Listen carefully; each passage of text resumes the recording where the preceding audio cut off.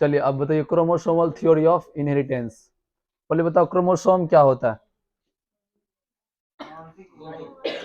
गुणसूत्र का सिद्धांत। अब समझिए अगला टॉपिक है क्रोमोसोमल थ्योरी ऑफ इनहेरिटेंस, गुणसूत्रीय सिद्धांत या वंशागति का गुणसूत्रीय सिद्धांत। इसको हिंदी में क्या बोलेंगे?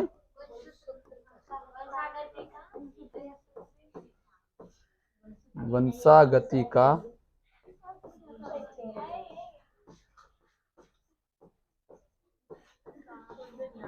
गुणसूत्रीय सिद्धांत। अब देखिए जो सिद्धांत आप लोग का लिंकेज दिया था, लिंकेज के बारे में जिस वैज्ञानिक ने दिया था वही वैज्ञानिक गुणसूत्र का भी सिद्धांत दिया। ठीक है, जिसका नाम था सटन और बोवेरी। अभी जस्ट दिखाए थे लिंकेज का सिद्धांत, उसमें दोनों दोस्त था ना, एक तरफ सटन दूसरे तरफ बोवेरी। तो उन्होंने क्या किया, क्रोमोसोम के बारे में कुछ अध्ययन किया। ठीक है, और क्रोमोसोम के बारे में बताया कि क्रोमोसोम ही किसी भी जीन का या किसी भी बॉडी का जो स्ट्रक्चर होता है या उसमें लिंग जो निर्धारण करता है या किसी दो वंश के बीच में जो ब्रिज का काम करता है, कड़ी का काम करता है, लिंक करने का काम करता है, वो कौन है? क्रोमोसोम। कौन बताया? सटन और बोवेरी। इसका पहला सिद्धांत है कि क्रोमोसोम जो होता है किसी भी दो वंशों के बीच एक लिंक का, एक कड़ी का काम करता है। ठीक है, अन्यथा एक वंश से दूसरे वंश में गुण जाने का और कोई माध्यम है? उसका केवल और केवल कौन माध्यम है? गुणसूत्र। गुणसूत्र क्या कर सकता है? एक वंश से दूसरे वंश में गुणों को स्थानांतरित कर सकता है। दूसरा, लिंग निर्धारण में गर्भ में पल रहे बच्चा या फर्टिलाइजेशन के समय सेक्स मेल सेक्स होगा या फीमेल सेक्स होगा, ये कौन डिसाइड करता है? गुणसूत्र करता है। ठीक है, और किसी के बॉडी में हमेशा कितने गैमेट्स होते हैं या कितने क्रोमोसोम होते हैं? 23 पेयर क्रोमोसोम अर्थात 46 क्रोमोसोम होते हैं। ठीक है, इसी कारण किसी का भी बॉडी क्या होता है?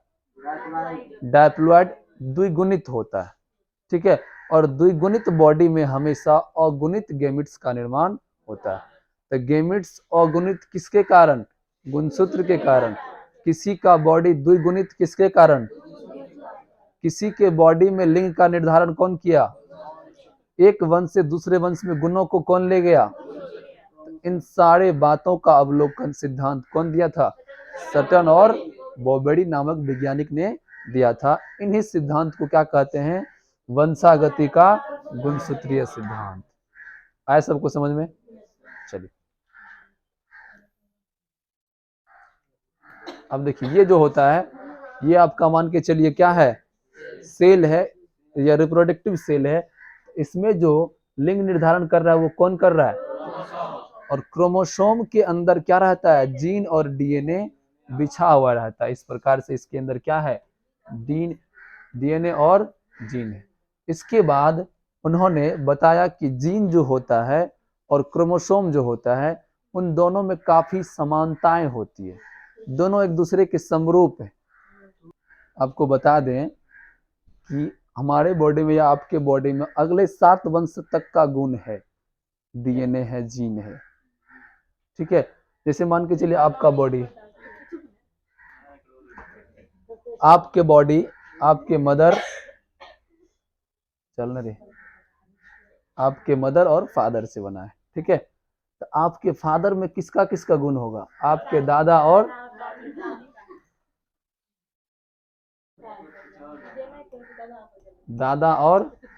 दादी। ठीक है, ये दादी है, शॉर्ट में सुनो। अब बता आपके दादी में किसका किसका गुण? इसके पेरेंट्स का। फिर इसमें किसका गुण? यदि इसमें से कोई गोरा होगा तो बस तुम्हारा बच्चा भी आगे क्या हो जाएगा? गोरा हो जाएगा। ऐसा समझ में? हाँ, क्योंकि जीन कभी भी अपना फोटो कॉपी नहीं छोड़ता है। ठीक है, हमेशा अपना जीरोक्स साथ रखता है। कभी कभी गोरा का नहीं हो जाता काला। भगवान न करे गुड़िया सबका हो।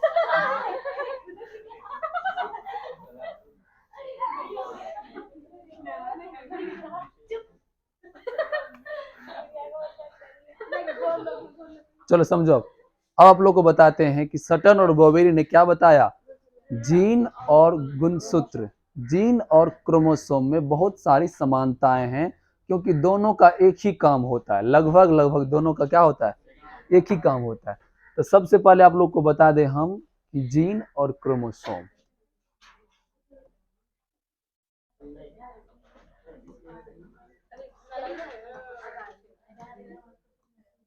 जीन और क्रोमोसोम, ठीक है। तो जो क्रोमोसोम होता है वो कहाँ होता है, गैमेट्स में होता है या रिप्रोडक्टिव सेल में होता है, और जीन भी कहाँ होता है, गैमेट्स में ही होता है, ठीक है। क्रोमोसोम भी क्या करता है, गुणों का स्थानांतरित करता है, और जीन भी क्या करता है, गुणों को ही स्थानांतरित करता है। और क्या सब समानता है दोनों में, हाँ, क्रोमोसोम भी हमेशा जोड़ा में रहता है, एक्स एक्स एक सेट, एक्स एक्स एक सेट या एक्स वाई एक सेट, हमेशा क्या रहता है, इसका एक सेट बना हुआ है, कितने का, 2 का एक सेट बना हुआ है। 2 क्रोमोसोम का क्या होता है, एक सेट बना होता है। ठीक उसी प्रकार जीन का भी क्या है, एक सेट बना हुआ, हमेशा 2 जीन एक साथ रहेगा, ठीक है। ये दोनों में क्या है, समानता है। आपका क्रोमोसोम भी क्या होता है, अगुणित होता है, क्या होता है, और जीन भी क्या होता है, अगुणित होता है। गैमेट्स निर्माण के समय क्रोमोसोम भी क्या हो जाता है, और जीन भी यदि अलग नहीं हुआ तब क्या होगा, तब लिंकेज हो जाएगा, सहलग्नता हो जाएगा, ठीक है। तो ये समानता है किसमें किसमें, जीन और क्रोमोसोम में। यदि अंतर की बात पूछी जाए तो क्रोमोसोम जो होता है लिंग निर्धारण में भाग लेता है, और जीन केवल बॉडी का स्ट्रक्चर बनाता है कि आपका बॉडी लंबा होगा, गोरा होगा, काला होगा, ये कौन तय करता है, जीन। लेकिन बॉडी का सेक्स क्या होगा, उसका लिंग क्या होगा, स्त्रीलिंग या पुल्लिंग होगा, ये कौन डिसाइड करता है। ये हो गया दोनों में डिफरेंस, दोनों में अंतर हो गया।